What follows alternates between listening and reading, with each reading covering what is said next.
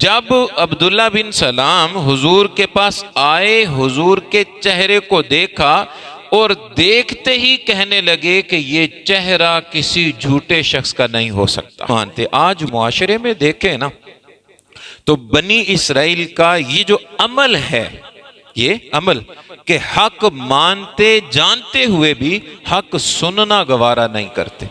بلکہ ہمارے ہاں ماحول بڑا عجیب سا بن جاتا ہے، بلکہ لوگ تو یہ چھوٹی چھوٹی بات کو انا کا مسئلہ بنا لیتے ہیں۔ آج جب کسی کو برا کام کرتے ہوئے دیکھیں تو ہمیں اپنے منصب، مقام، مرتبے کے مطابق نیکی کی دعوت دینا ہوگی۔ الحمدللہ رب العالمین والصلاة والسلام علی سید الانبیاء والمرسلین، اما بعد فاعوذ باللہ من الشیطان الرجیم، بسم اللہ الرحمن الرحیم۔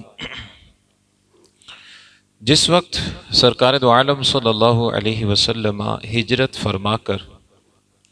مدینہ طیبہ تشریف لائے تو آپ نے اس وقت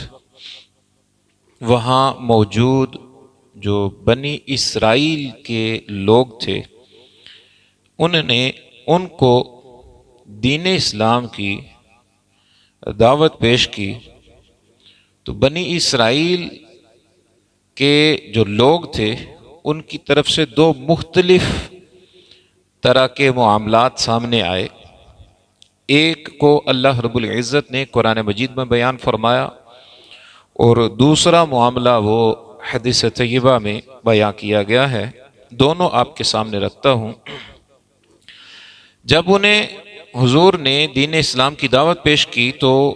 ان لوگوں نے یہ جانتے ہوئے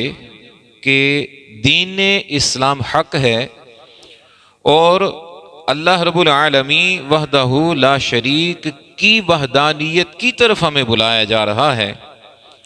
وہ حق کو قبول کرنے کی بجائے دین حق کو جھٹلانے لگے۔ تو جب وہ دین حق کو جھٹلانے لگے تو اس بات کو کہ وہ حق جانتے ہیں لیکن حق کو مان نہیں رہے، اس کو اللہ رب العزت نے قرآن مجید برہان رشید سورہ بقرہ آیہ نمبر 75 میں بیان فرمایا، ارشاد فرمایا افتطمعون ان یؤمنوا لکم، کہ اے میرے پیارے محبوب صلی اللہ علیہ وسلم، آپ اور آپ کے صحابہ یہ چاہتے ہیں کہ ان یؤمنوا لکم، کہ اے محبوب وہ لوگ آپ پر ایمان لے آئیں۔ وَقَدْ كَانَ فَرِيقٌ مِّنْهُمْ، حالانکہ ان میں سے کچھ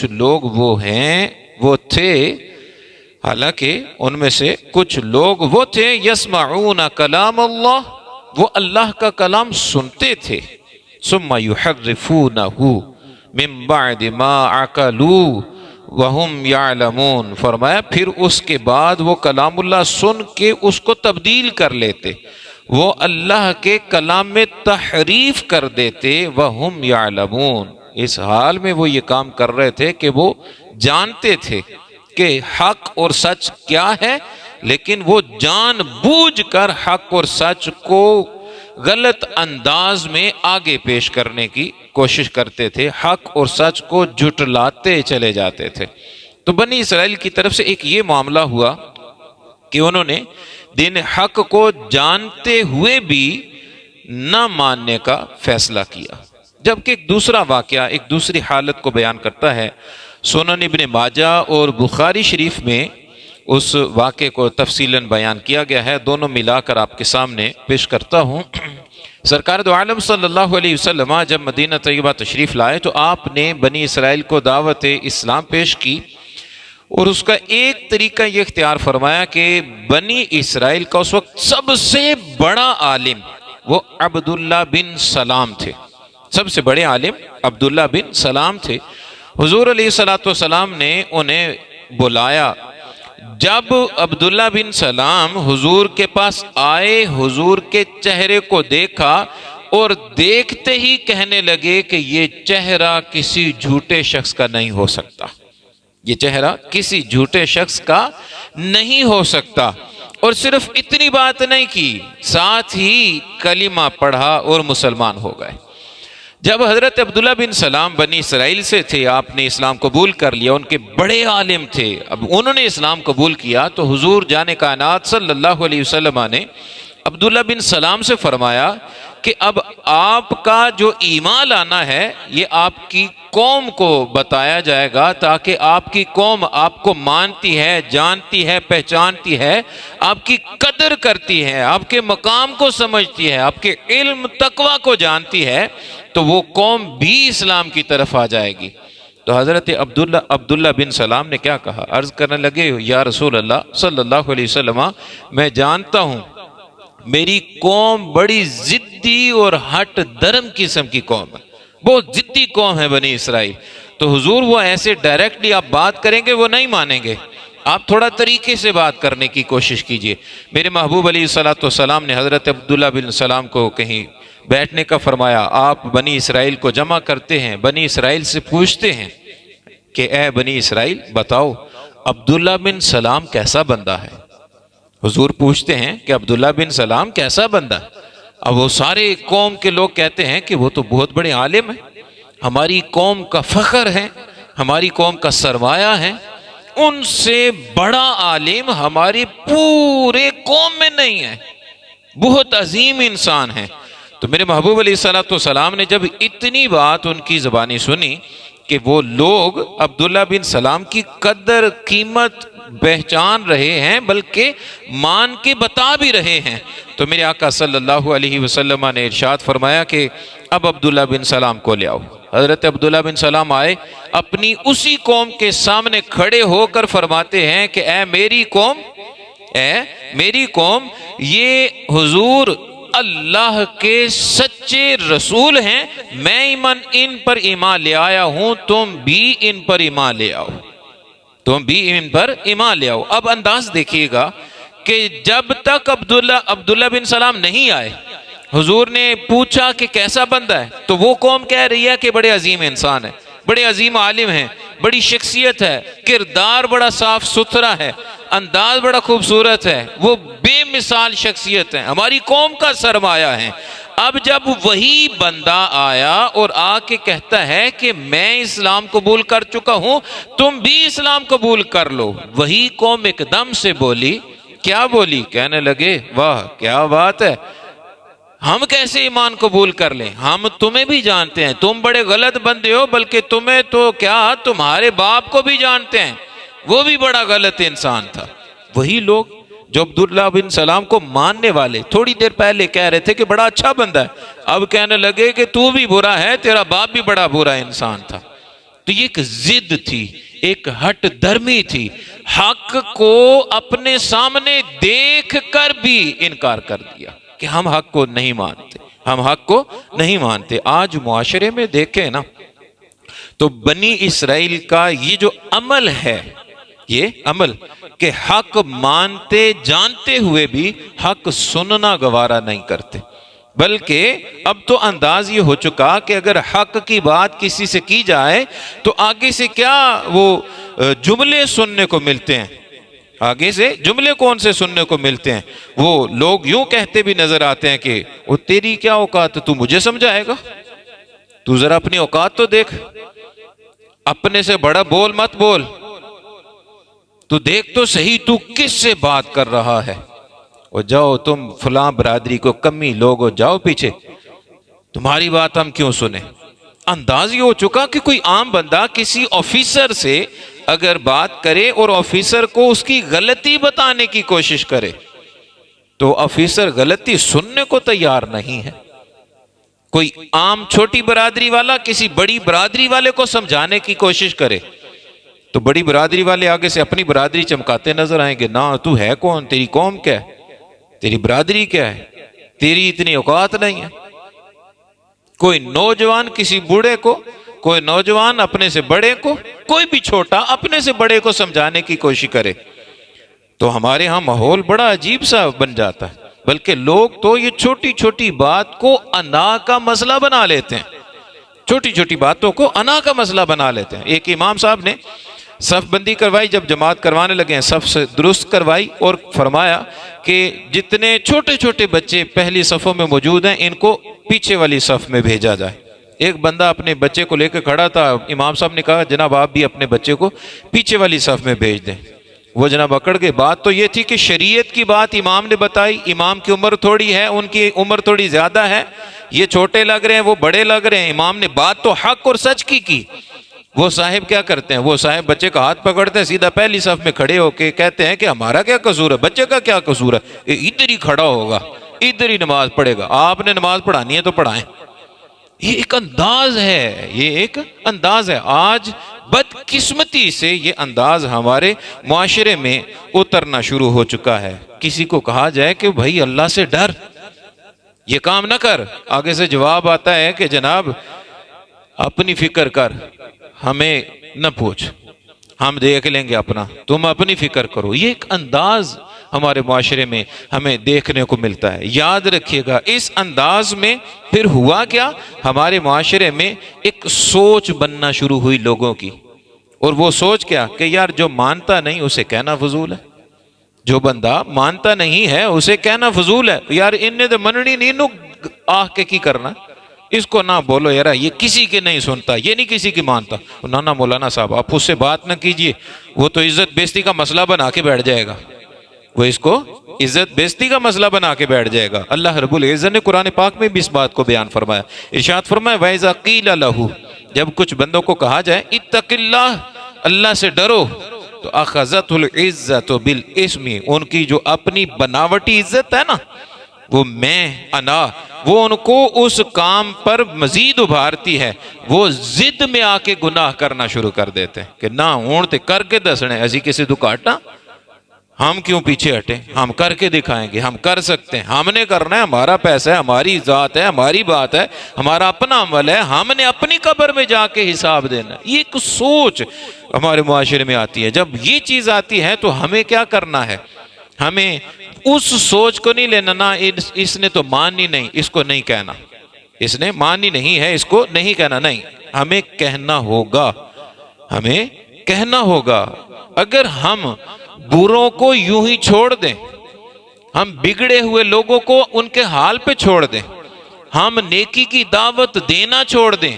برائی سے منع کرنا چھوڑ دیں، تو ہمارے معاشرے میں کیا اثرات مرتب ہو سکتے ہیں۔ سرکار دو عالم صلی اللہ علیہ وسلم کی ایک حدیث طیبہ سے آپ کے سامنے پیش کرتا ہوں۔ بخاری میں یہ حدیث ہے، حضور نے ایک مثال دی، حضور صلی اللہ علیہ وسلم ارشاد فرماتے ہیں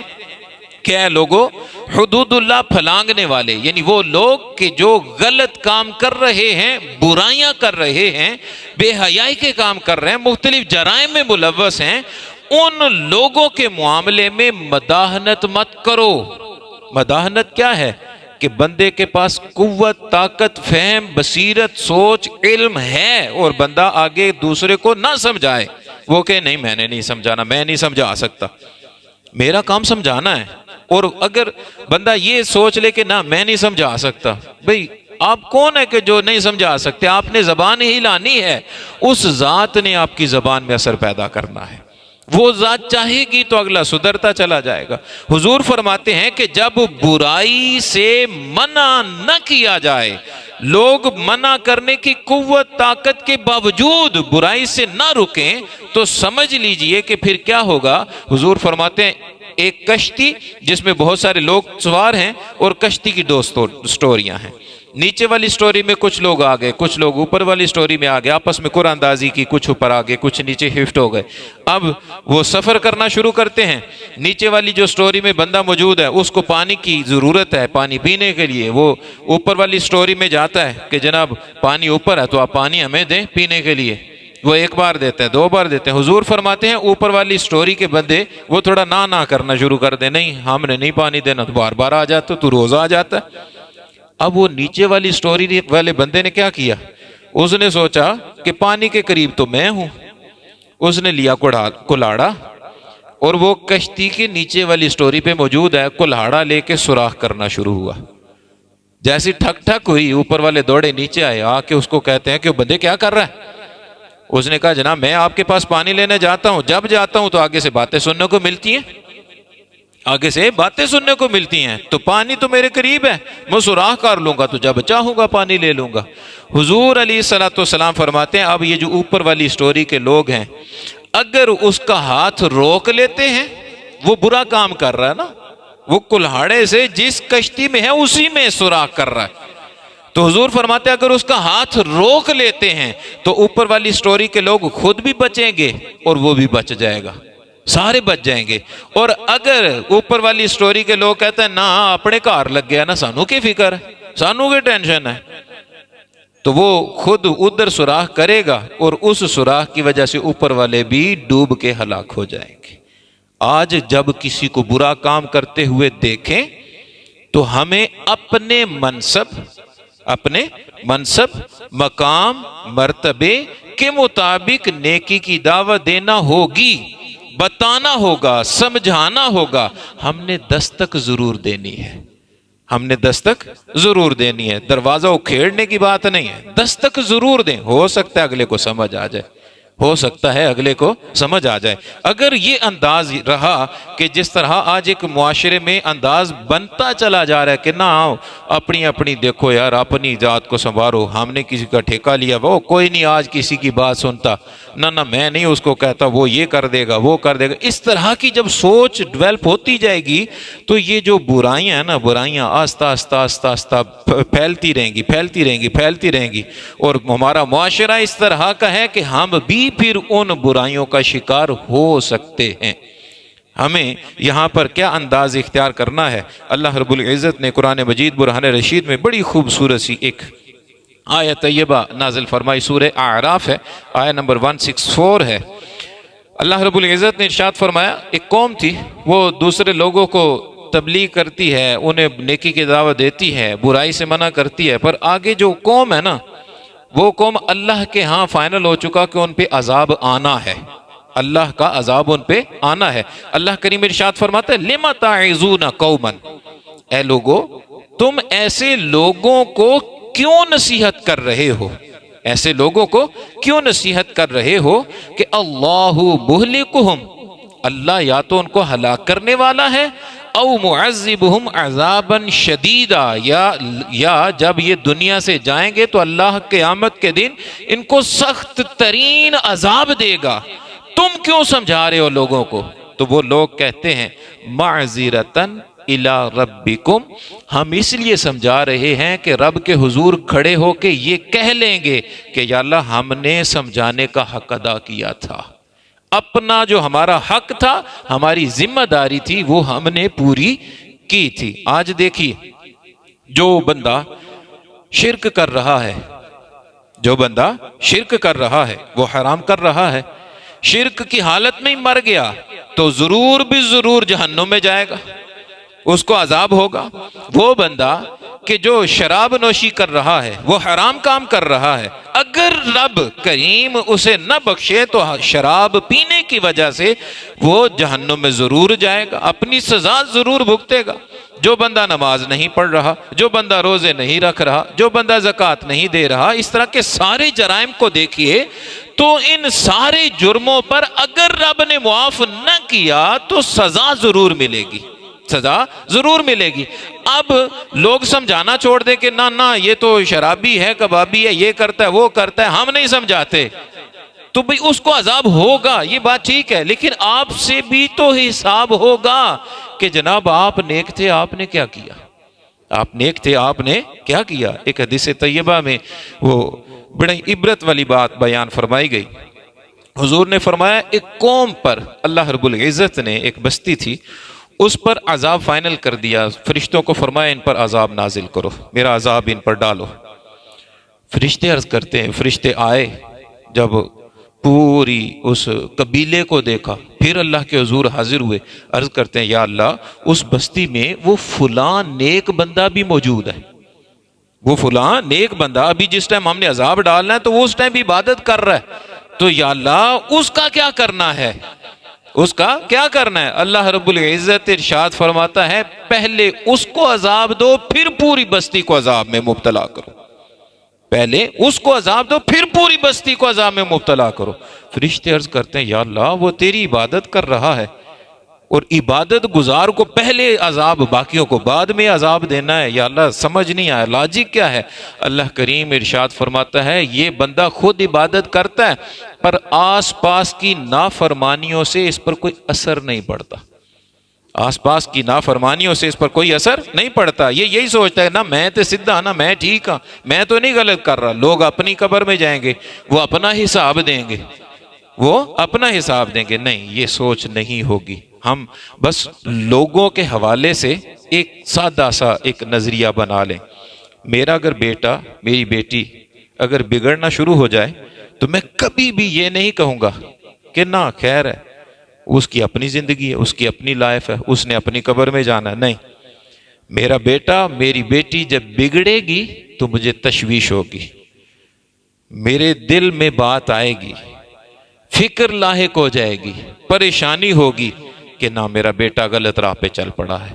میری بیٹی غلط راہ پہ چل پڑی ہے۔ میں کیا کروں گا؟ میں خود سمجھانے کی کوشش کروں گا۔ میں کیا کروں گا؟ اپنی وائف کو کہوں گا اس کو سمجھاؤ،